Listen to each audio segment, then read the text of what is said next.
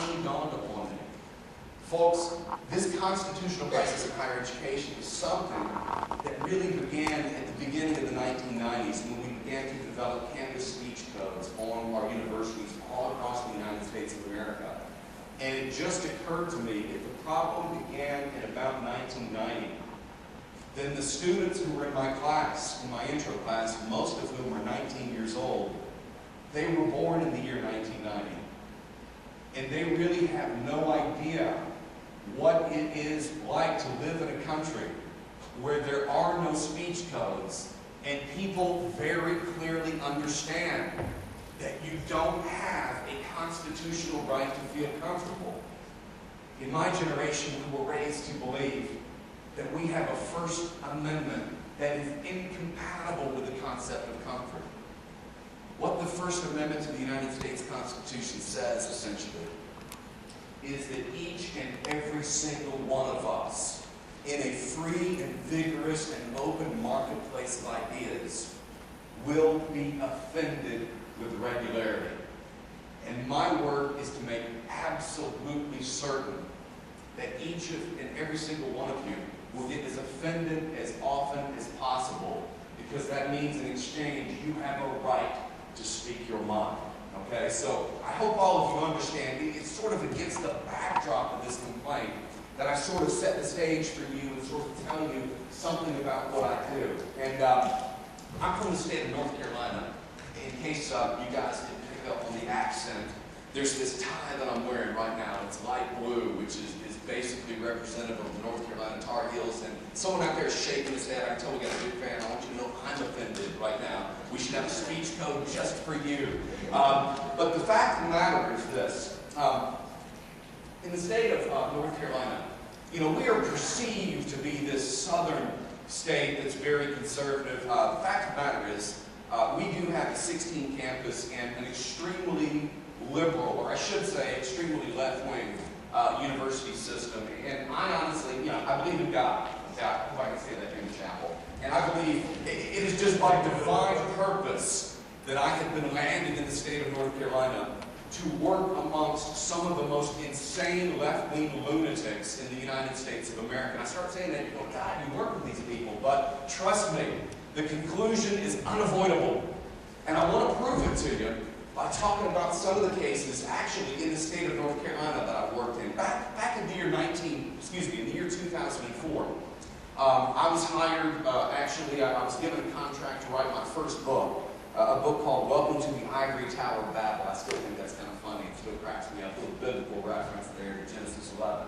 But I read this book, and that was the year that I began to sort of step out as this outspoken conservative and to begin to talk about these issues of free expression in higher education.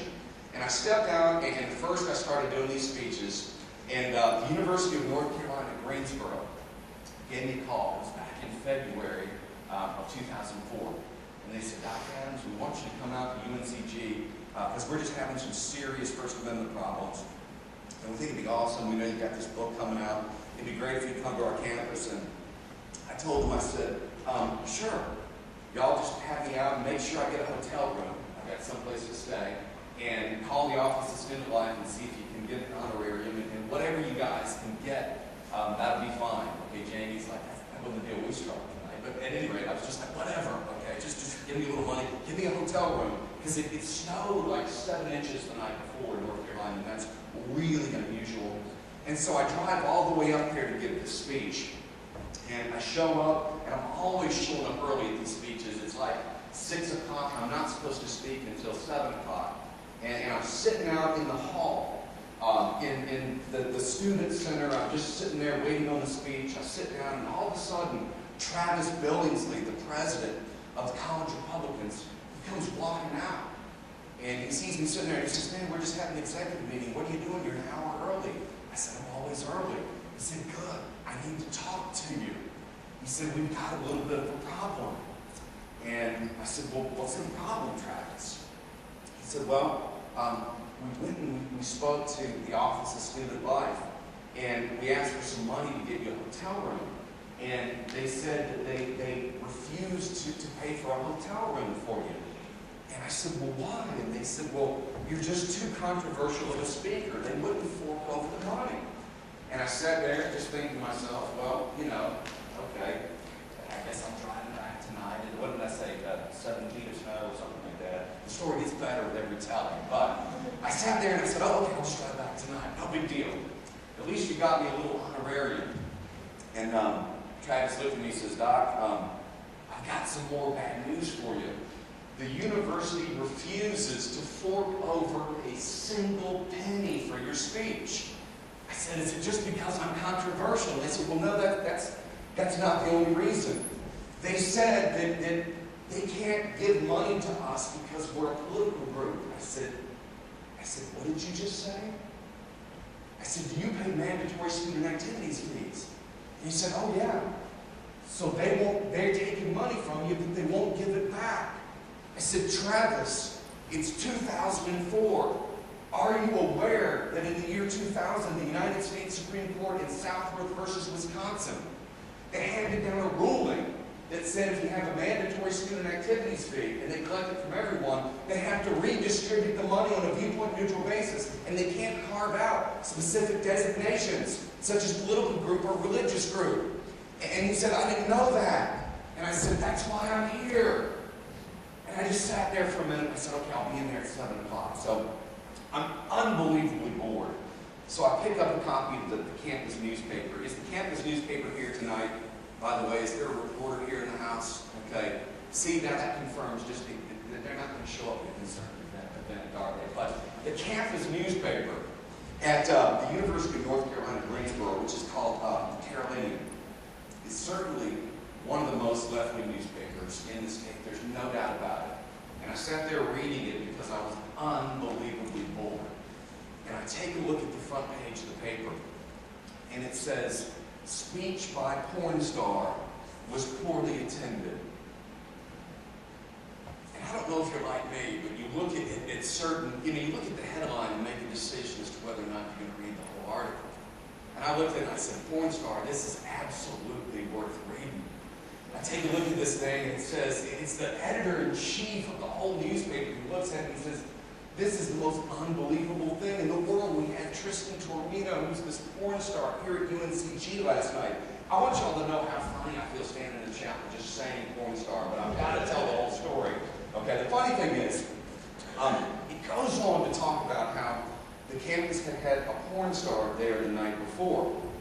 And the editor-in-chief went on to say, it's a shame that we only had about 60 people there since the university shelled out $3,000 for Tristan Taormino to give a speech on safe sodomy.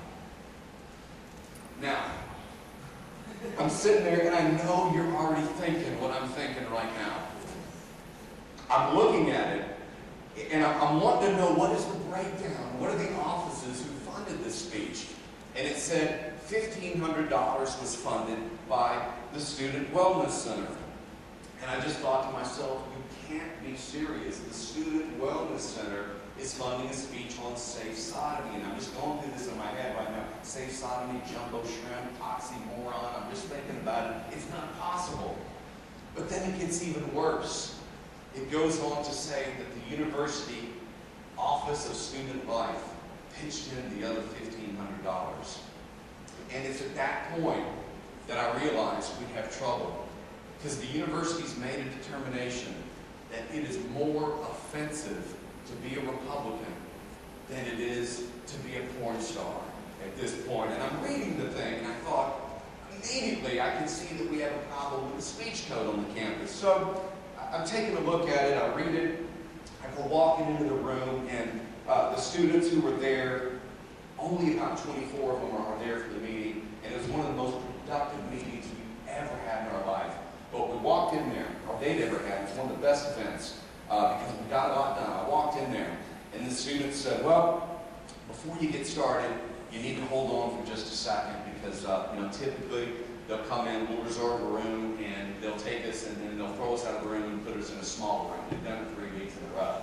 And I'm sort of listening to them saying this, and I'm thinking to myself, it's not possible that the administrators at the college could be so in the tour that they do this every single week